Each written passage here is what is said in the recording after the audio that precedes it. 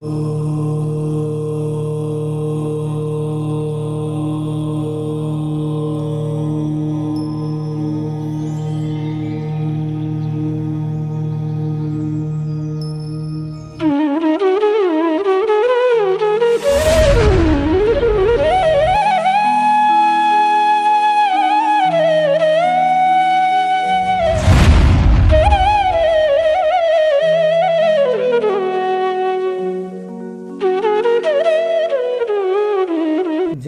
जिनेन्द्र तज्जयति परम ज्योति समं समस्तैरनन्तपर्यायै दर्पणतलैव सकला प्रतिफलति पदार्थमालिका यत्र। पंच परमेष्ठी भगवान की जय। अभी तक पिछली ज्ञानशाला में चर्चा हुई आत्मा के जो सम्यक्त रूप परिणाम हैं उनसे बंध नहीं होता। आत्मा के जो वृत्त रूप परिणाम हैं, चारित्र रूप परिणाम हैं, उनसे बंध नहीं होता। बंध किनसे होता है? कषाय से होता है। आत्मा में जो राग द्वेष रूप परिणाम हैं उनसे होता है। आगे इसी को और स्पष्ट करते हुए आचार्य श्लोक लिख रहे हैं। योगात् प्रदेश बंध स्थिति बंधो भवति तु कषायात् दर्शन बोध चरित्रम न योग रूपम कषाय रूपम च। रत्नत्रय से बंध क्यों नहीं होता, यह इस श्लोक में बताया है। योगात् योग से प्रदेश बंध होता है और स्थिति बंध होता है कषायों से। कितनी साफ सुथरी बात है। प्रदेश बंध योगों से होता है, मन वचन काय की परिस्पंदन हलन चलन से। मन वचन काय की हलन चलन होती है तो आठ प्रदेशों में परिस्पंदन होता है, उससे प्रदेश बंध होता है। और स्थिति बंध कषाय से होता है। अब दर्शन माने सम्यक दर्शन, सम्यक ज्ञान और सम्यक चारित्र ना तो योग रूप हैं न कषाय रूप हैं, फिर बंध कैसे होगा? बहुत साफ सुथरी बात है। क्या देखें फिर? प्रदेश बंध योग से होता है, आठ प्रदेशों में परिस्पंदन से, मन वचन काय की हलन चलन से। और कषाय से स्थिति बंध होता है। सम्यक दर्शन ज्ञान चारित्र जो रत्नत्रय है, ये ना तो योग रूप है और ना कषाय रूप ही है। फिर इससे बंध कैसे होगा? बस चीज़ बिल्कुल स्पष्ट है। सम्यक दर्शन ज्ञान चारित्र न योग रूप है न कषाय रूप है, इसलिए इनसे बंध नहीं होता। पंडित जी, बंध किसे कहते हैं? आत्मा के प्रत्येक प्रदेश पर कार्मण वर्गणाएं अनंतानंत बैठी हैं, चुपकी नहीं बैठी हैं। आत्मा में जब योग और कषाय रूप परिणमन होता है तो योग होता है, उससे उन कार्बन वर्गणाओं का कर्म रूप परिणमन होता है और कषाय के कारण वे आत्मा के साथ चिपक के और स्थिर हो जाती हैं। कार्बन वर्गणाओं का कर्म रूप होकर आत्माओं के साथ एक में एक हो जाना, इसका नाम बंध है। ये एक क्षेत्रावगाह बंध होता है। ये संश्लेष रूप है, अर्थात हर प्रदेश पर आत्म प्रदेश भी हैं और उनमें कर्म भी हैं। इसका नाम बंध है, अर्थात कर्म और आत्मा का एक में एक हो जाना बंध कहलाता है। पंडित जी, बंध कितने प्रकार का होता है? बंध चार प्रकार का होता है। प्रकृति बंध, प्रदेश बंध, स्थिति बंध और अनुभाग बंध। अर्थात जो कार्बन वर्गणाएं कर्मरूप परिणमन कर रही हैं, इनका क्या स्वभाव होगा, ये क्या कार्य करेंगी, इसका नाम प्रकृति बंध है। प्रकृति माने नेचर। आने वाले कर्मों में स्वभाव पड़ जाना प्रकृति बंध है। प्रदेश बंध, कितनी वर्गणाएं किस कर्म रूप पर नमन करेंगी? मोहिनी कर्म रूप कितनी, वेदिनी रूप कितनी, नाम कर्म रूप कितनी, इसका नाम प्रदेश बंध है।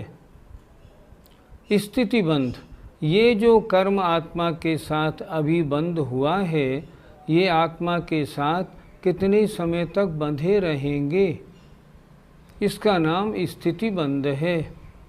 और अनुभाग बंध, इन बंधने वाले कर्मों का फल तीव्र होगा या मंद होगा, इसे कहते हैं अनुभाग बंध।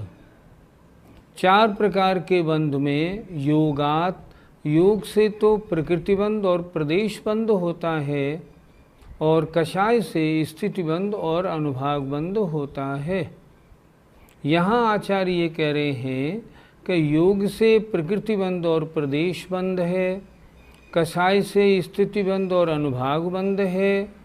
रत्नत्रय न योग रूप है न कषाय रूप है, फिर इससे बंध कैसे होगा, अर्थात नहीं होता। पंडित जी, कितनी वर्गणाएं प्रति समय आत्मा के साथ बंध को प्राप्त होती हैं? आगम में एक शब्द आता है समय प्रबद्ध।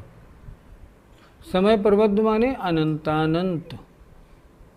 तो समय प्रबद्ध वर्गणाएं प्रति समय आत्मा के साथ बंधती हैं, और समय प्रबद्ध ही वर्गणाएं प्रति समय फल देके आत्मा से पृथक होती हैं। और आत्मा के साथ सत्ता में द्योण गुण हानि से गुणित समय प्रबद्ध मात्र वर्गणाएं हमेशा स्टॉक में सत्ता में रहती हैं।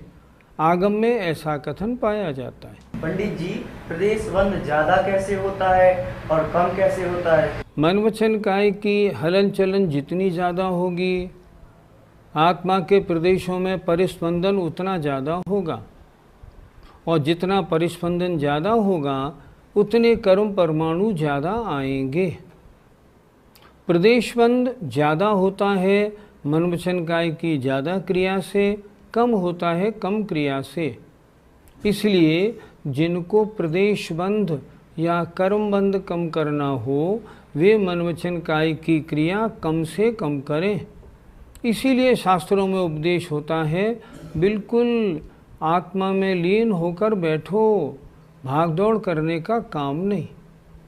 तो प्रदेशबंध ज़्यादा होता है मन वचन काय की ज़्यादा हलन चलन से, और अगर हलन चलन कम है तो कम होता है, अर्थात कम वर्गणाएं बंध को प्राप्त होती हैं। पंडित जी, स्थिति बंध कम कैसे पड़ता है और ज़्यादा कैसे पड़ता है? सवाल आपका थोड़ा पेचीदा है, फिर भी अगर समझना हो सभी श्रोताओं को थोड़ा ध्यान देके समझना चाहिए। सिद्धांत की चर्चा है। कर्म प्रकृतियाँ कितनी हैं? 148। 148 में 3 प्रकृतियों को हम एक तरफ रखें, 145 को दूसरी तरफ रखें। 3 प्रकृति कौन सी? तिरंचायु, मनुष्यायु और देवायु। इनको एक तरफ रखा जाए और बाकी सारी 145 को हम दूसरी तरफ रखें। अब देखना, स्थिति बंध का मतलब होता है कितने समय तक आत्मा से जुड़ी रहेंगी, बंधी रहेंगी। अब अगर तीव्र कषाय है तो 145 जो प्रकृतियां हैं इनका स्थिति बंध ज़्यादा होगा, 3 का कम। और कषाय मंद है तो 3 का स्थिति बंध ज़्यादा होगा, 145 का कम। इस तरह स्थिति बंध को समझना चाहिए। स्थिति बंध कषाय पर आधारित रहता है, इसलिए स्थिति बंध कम करना है तो कषाय कम करनी चाहिए। पंडित जी, अनुभाग बंध किन कारणों से कम या ज्यादा होता है? अनुभाग बंध समझने के लिए 148 प्रकृतियों में पहले हम स्पर्श रस गंध वर्ण की 20 और जोड़ें एक्स्ट्रा। ये क्यों जुड़वाई आपने? इसलिए जुड़वाई कि स्पर्श रस गंध वर्ण ये पाप रूप भी है और पुण्य रूप भी है। तो 148 में इनको 20 को और जोड़ा, कुल हो गई 168।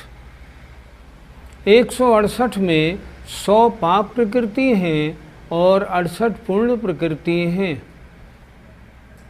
अब हमें अनुभाग बंध समझना है। अनुभाग बंध माने जो कर्म बंध रहे हैं इनका फल कैसा होगा। इसको समझने के लिए ध्यान दें, 168 में हमने एक तरफ पाप प्रकृति रखी 100, एक तरफ पूर्ण प्रकृति रखी 68 68।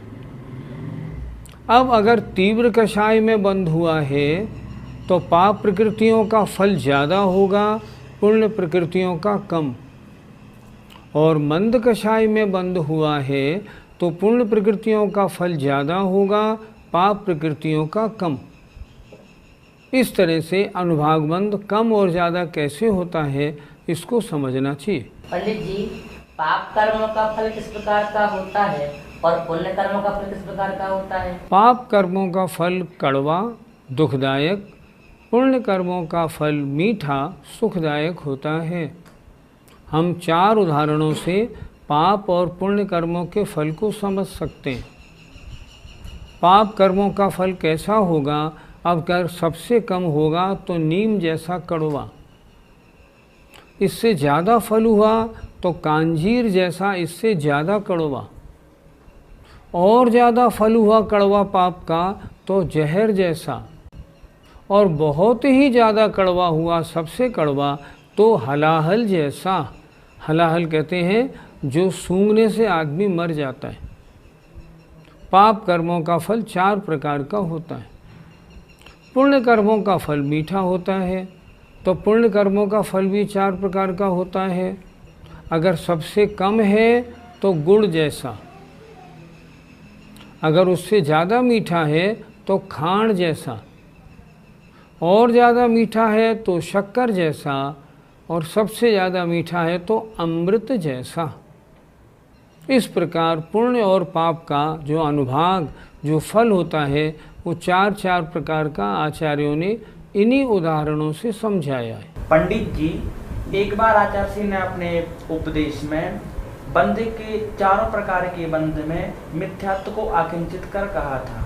इसको जरा समझा तो दीजिए, क्योंकि इस संदर्भ में पूरे भारत में काफ़ी हलचल हुई थी। आचार्य जी ने अपने प्रवचन में कहा था 4 प्रकार के बंध में मिथ्यात्व अकिंचित कर है, अर्थात कुछ नहीं करता। 4 प्रकार के बंध, प्रकृति बंध, प्रदेश बंध, स्थिति बंध और अनुभाग बंध। 4 प्रकार के बंध में मिथ्यात्व का कोई रोल नहीं। उनके कहने का तात्पर्य था जैसे प्रकृति बंध और प्रदेश बंध में किसका रोल है? योग का, अभी आपने समझा। स्थिति बंध और अनुभाग बंध में किसका रोल है? कषाय का। अब बताइए मिथ्यात्व से इन 4 प्रकार के बंध में कौन सा बंध हुआ? कोई सा नहीं। द्रव्य संग्रहकार ने तो बहुत अच्छा लिखा है, योगा पयडिपदेशा, योग से प्रकृति प्रदेश बंध होते हैं। स्थिति बंधो भवति योगा पयडिपदेशा ठिदि अणुभागा कषाय दो होंती, और स्थिति बंध और अनुभाग बंध कषाय से होते हैं। अब आप बताइए 4 प्रकार के बंध में मिथ्यात्व क्या करता है? कुछ नहीं करता। मिथ्यात्व से बंध होता है कि नहीं वो अलग मुद्दा है, लेकिन 4 प्रकार के बंध में मिथ्यात्व का क्या रोल है? प्रश्न इस बात का है। कुछ लोगों ने जिनका करणान योग का स्वाध्याय नहीं था, उन्होंने क्या समझ लिया कि आचार्य जी ने ये कहा है कि मिथ्यात्व से बंध नहीं होता, मिथ्यात्व बंध में कारण नहीं है। ऐसा कैसे हो जाएगा जब सूत्र दिया है मिथ्या दर्शना विरति प्रमाद कषाय योगा बंध हेतुव, तो आचार्य जी ये कैसे कह देंगे कि मिथ्यात्व बंध में कारण नहीं है? आचार्य जी ने ये कभी नहीं कहा। आचार्य जी ने प्रवचन में ये कहा था 4 प्रकार के बंध में मिथ्यात्व अकिंचित कर है। और बड़े आनंद की एक बात आपको बताऊं, 3 बड़े विद्वान पहले थे, पंडित फूलचंद जी, कैलाश चंद जी, जगन मोहन लाल जी शास्त्री। तीनों ने बैठ कर निर्णय किया कि आचार्य का जो ये वाक्य है ये आगम सम्मत नहीं है, इसके विरोध में एक किताब निकालनी चाहिए।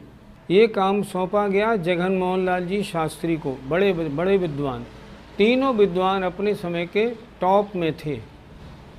जगन मोहन लाल जी शास्त्री ने एक किताब निकाली, अकिंचित कर की वास्तविकता, और उस किताब में जो उन्होंने प्रस्तावना लिखी उसको मैंने पढ़ा, मुझे बहुत बहुत अजूबा लगा। उन्होंने लिखा, हम 3 विद्वानों की मीटिंग में ये तय हुआ था कि मिथ्यात्व अकिंचित कर है, इसका हमें विरोध करना है। मैंने ये कहा ठीक है विरोध करना है, ये किताब मैं लिखूंगा विरोध की। मैं जिम्मेदारी लेके आ गया, मैंने सारे शास्त्रों को पलटा, लेकिन सारे शास्त्रों में मिथ्यात्व अकिंचित कर है इसका विरोध मिला ही नहीं। और ये काम मुझे सौंपा था आचार्य विद्यासागर जी के विरोध के लिए, लेकिन बड़े आनंद की बात है ये किताब जो मैंने लिखी है उनके विरोध में, इस पूरी किताब में उनका समर्थन है। समर्थन क्यों है? क्योंकि उनकी बात आगम सम्मत है। अर्थात बहुत सीधी बात, प्रकृतिबंध प्रदेशबंध योग से होते हैं, स्थितिबंध अनुभाग बंध कषाय से होते हैं, तो 4 प्रकार के बंध में मिथ्यात्व का कोई रोल नहीं। 4 प्रकार के बंध में रोल है योग और कषाय, इन दोनों का। इसलिए अभी भी जिनके दिमाग में ये बात बैठी हो, मेरा नम्र निवेदन है बिल्कुल निकाल दें, वास्तव में कुछ नहीं है। मिथ्यात्व से 4 प्रकार का बंध में कोई बंध नहीं होता। इससे ये सिद्ध हुआ कि रत्नत्रय कर्म बंध में कारण नहीं। इसी आशय से एक श्लोक और लिखा आचार्य ने, दर्शनमात्म विनिश्चिति मात्म परिज्ञानमिष्यते बोध स्थितिरात्मनि चारित्रम कुतो एतेभ्यो भवति बंधा। पहले श्लोक में ये फाइनल हो गया, निश्चय हो गया। क्या निश्चय हो गया? कि योग से और कषाय से बंध होते हैं। अब आचार्य अगला श्लोक लिख रहे हैं, दर्शनम आत्म विनिश्चिति, आत्मा के बारे में यथार्थ निर्णय, आत्मा के बारे में विशेष रूप का जो निर्णय है उसका नाम सम्यक दर्शन है। आत्मा ऐसी ही है, ऐसा। और बोध सम्यक ज्ञान आत्म परिज्ञानम इष्यते, आत्मा का भली प्रकार ज्ञान होना, इसको बोध सम्यक ज्ञान कहा जाता है। और चारित्रम, सम्यक चारित्र क्या है? आत्मनि स्थिति ही, अपनी आत्मा में स्थिति लीन हो जाना, इसका नाम चारित्र है। एतेभ्यो, इन तीनों से कुतो बंध भवति, कैसे बंध होता है? ये बताओ, इन तीनों में योग रूप कौन है? कोई नहीं। कषाय रूप कौन है? कोई नहीं। जब योग रूप नहीं, कषाय रूप नहीं, फिर इनसे बंध कैसे माना जाएगा? कभी नहीं हो सकता। इसलिए अणुव्रत महाव्रतों से बंध मानना महान भूल है, इसको बिल्कुल नहीं मानना चाहिए। ये तो संवर के और निर्जरा के कारण हैं। फिर एक बार देखें, सम्यक दर्शनम, सम्यक दर्शन क्या है? आत्मा का विशेष श्रद्धान, पक्का निर्णय। और सम्यक ज्ञान क्या है? आत्मा का ज्ञान होना सम्यक ज्ञान कहा गया है। स्थिति आत्मनि माने आत्मा में, स्थिति माने लीन होना, सम्यक चारित्र है। एतेभ्यो, इन तीनों से कुत बंध भवति, बंध कैसे होता है? नहीं होता। इससे अच्छी प्रकार निर्णय हो जाता है, सम्यक दर्शन ज्ञान चारित्र किसी भी तरह से, किसी भी दशा में बंध के कारण नहीं है। पंडित जी, जब इतना स्पष्ट लिखा हुआ है, फिर भी अणुव्रत और महाव्रत को बंध में कारण मानते हैं। कुछ लोग आचार्य के पास गए और उन्होंने आचार्य विद्यासागर महाराज से निवेदन किया, आचार्य श्री आप कभी मोक्ष मार्ग प्रकाशक का वाचन नहीं करते, कभी मोक्ष मार्ग प्रकाशक लोगों को पढ़ने के लिए नहीं बोलते, ऐसा क्यों? आचार्य श्री ने 4 सज्जन थे, उन 4 सज्जनों से कहा सही बात यह है उनमें अणव्रत और महाव्रत को बंध का कारण लिखा है, ये आगम पद्धति नहीं है। आगम में तो अणव्रत और महाव्रतों को संवर और निर्जरा का कारण लिखा है, अतः मैं उसके स्वाध्याय के लिए या उसका वाचन कैसे करूं? मैं कभी नहीं कर सकता। आचार्य जी ने उनसे पूछा था, एक बात तो बताओ, सम्यक दृष्टि चतुर्थ गुणस्थानवर्ती उसके भोग तो निर्जरा के कारण, और पंचम गुणस्थानवर्ती के जो व्रत और छठे सातवें गुणस्थानवर्ती के जो महाव्रत हैं वो बंध के कारण, ये कहाँ से सीख लिया? कितनी बड़ी बात आचार्य जी ने उनसे कहा, जिसको सुन के वो निरुत्तर, वो जवाब नहीं दे पाए। देखें आप कितनी, मैं फिर बोल रहा हूँ, कितनी बड़ी बात थी।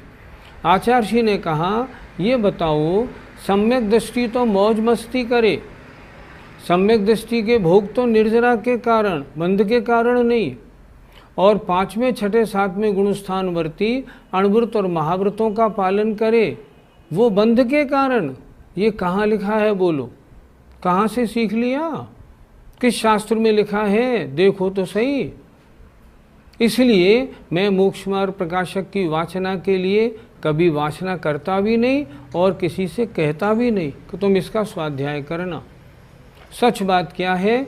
ये भ्रांति है जो लोगों में अंदर प्रवेश कर गई। किन लोगों में प्रवेश कर गई है? जो व्रतों को धारण नहीं करना चाहते, जो व्रतों के नाम से जिनके पसीने आते हैं ना, वो उन लोगों ने ये कह दिया कि अणुव्रत और महाव्रत तो बंध के कारण है। और वही लोग कहते हैं सम्यक दृष्टि के भोग निर्जरा के कारण है। समय सार में लिखा हुआ है, जरा समय सार समझो तो सही। पहले भैया करणान योग को अच्छी तरह पढ़ो, फिर समय सार पढ़ना। अभी कुछ समझ में तो आता नहीं, समय सार पढ़ने बैठ गए, समय सार क्या समझ में आएगा। शांत सागर महाराज से जब क्षुल्लक थे देशभूषण महाराज, उन्होंने पूछा था क्या मैं समय सार का स्वाध्याय करूं? उन्होंने कहा नहीं, अभी नहीं, रुको, मुनि बन जाओ तब करना। और खुद लिखा है आचार्य जयसेन महाराज ने कि समय सार में मुख्यतः से तो वृत्तियों की अपेक्षा, मुनियों की अपेक्षा वर्णन है, अवृत्ति की अपेक्षा नहीं। फिर अवृत्ति पढ़ेगा तो क्या होगा? गलत फहमी में पड़ेगा, और आज वही दशा हो रही है। निर्णय ये है, अणुव्रत और महाव्रत कभी भी बंध के कारण नहीं होते। अणुव्रत और महाव्रत तो संवर निर्जरा के कारण है, बंध के कारण कभी नहीं होते। बंध के कारण तो योग और कषाय हैं। अणुव्रत महाव्रत न योग रूप है न कषाय रूप। जय जिनेन्द्र।